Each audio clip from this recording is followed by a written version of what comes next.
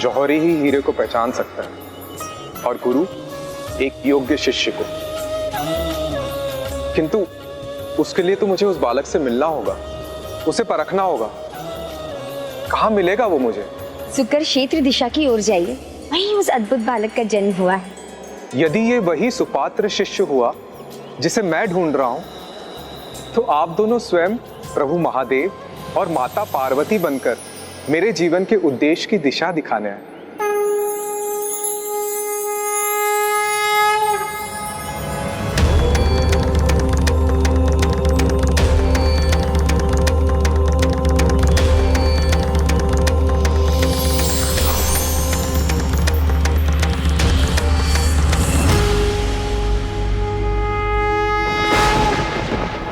प्रभु,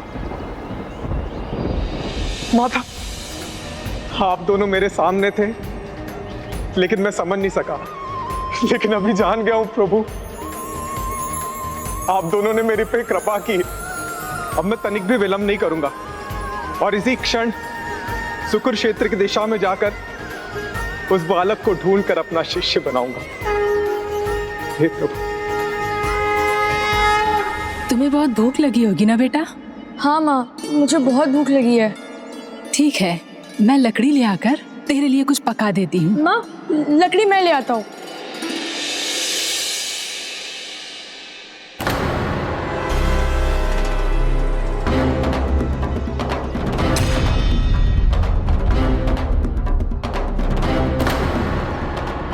हे प्रभु, क्यों जाने दिया अपने कोमल पुत्र को? राम बोला अभी अबोध है, उसे इस बात का कहाँ ध्यान होगा कि लकड़ी में भी कांटे हो सकते हैं। कहीं उसकी हथेली में चुभ गया तो?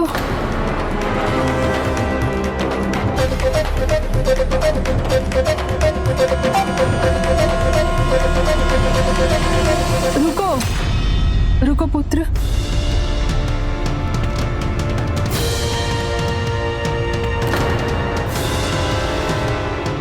रुक जा, इसे मैं उठाऊंगी।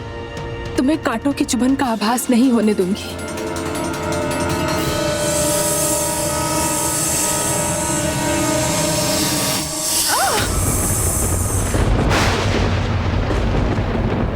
माँ, क्या हुआ माँ? क्या हुआ माँ? माँ, क्या हो गया माँ?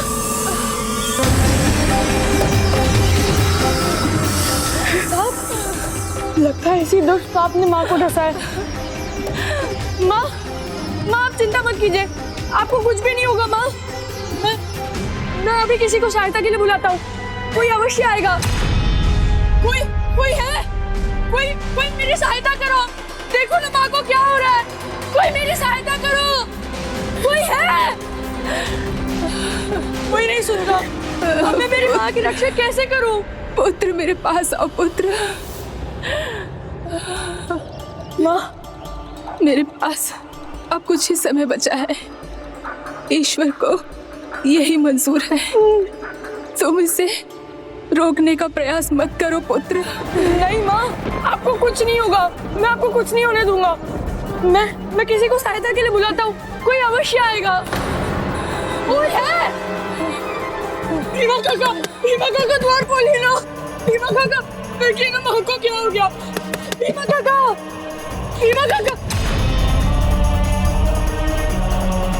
गंगा मौसी द्वार खोलिए। माँ को क्या हो गया, देखिए ना, हमारी सहायता कीजिए। कोई है? गंगा मौसी द्वार खोलिए ना। काका द्वार खोलिए ना। काका हमारी सहायता कीजिए ना। देखिए ना माँ को क्या हो गया। काका हमारी सहायता कीजिए। माँ, काका, पुत्र, माँ, पुत्र।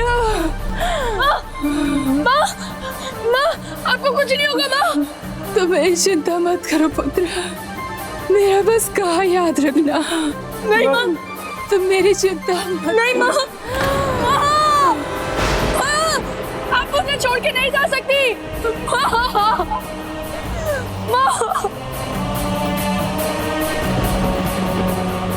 माँ उठिए ना। माँ, मुनिया के साथ भी यही हुआ जो इसकी माँ के साथ हुआ था।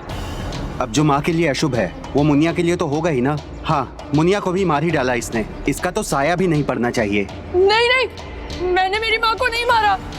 मेरी माँ को सांप ने काटा। सांप के विष से मेरी माँ का अंत हुआ। मैंने मेरी माँ को नहीं मारा है। सांप भी मुनिया के घर ही आया। तुम अशुभ हो इसलिए ना? अरे इसे तो अपने निकट भी नहीं आने देना चाहिए। हाँ, इसे निकट नहीं आने देना चाहिए। अशुभ नहीं आने देना चाहिए। हाँ, निकट नहीं आने देना चाहिए। नहीं आने देना चाहिए इसे निकट। इसे निकट नहीं आने देना चाहिए। अशुभ है, अशुभ है, अशुभ है, अशुभ है, अशुभ है, अशुभ है। नहीं,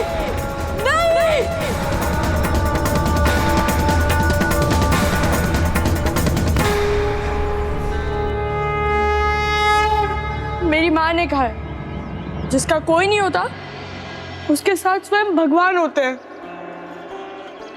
मेरी माँ ने यह भी कहा था कि वो सदैव मेरे साथ रहेंगी, मेरे हृदय में मुझसे बातें भी करेंगी।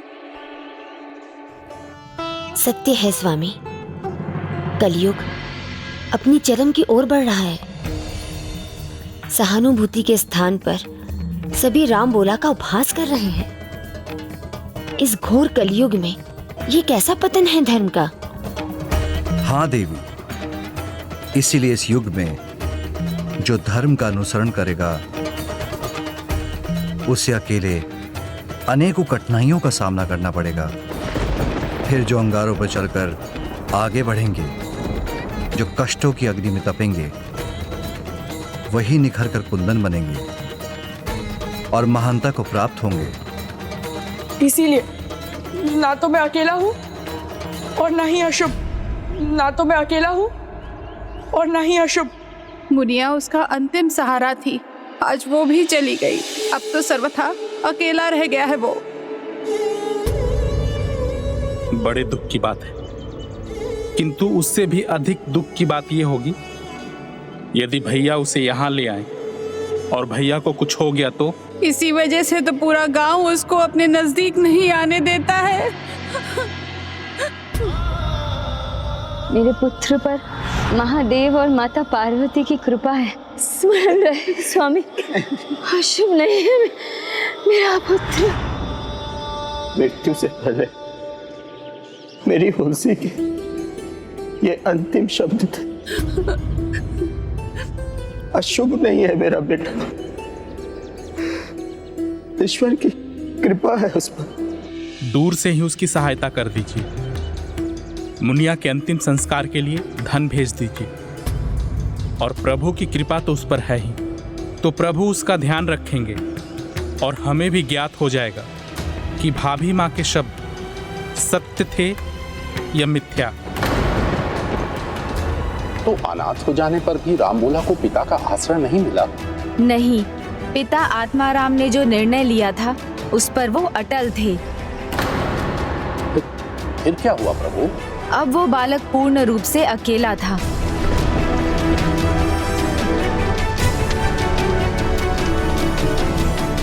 माँ,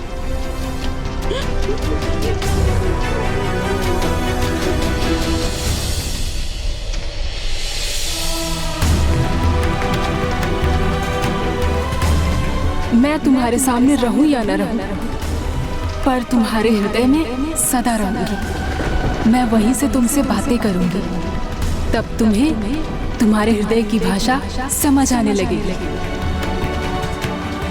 अब मैं उसे अकेला नहीं देखना चाहती स्वामी। अब शीघ्र ही नर हरिदास को उसके निकट पहुंचना चाहिए।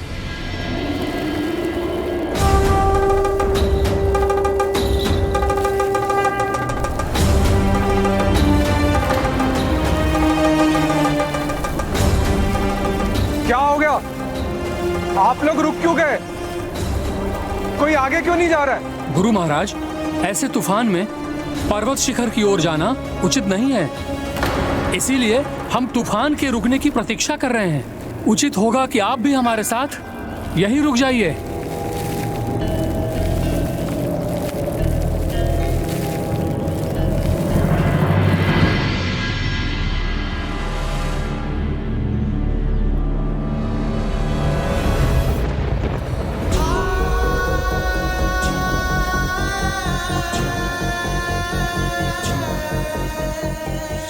मित्र, मुझे बड़ी भूख लगी है।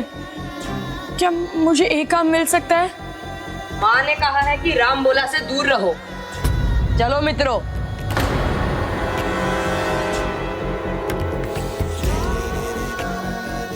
मैंने ऐसा क्या किया है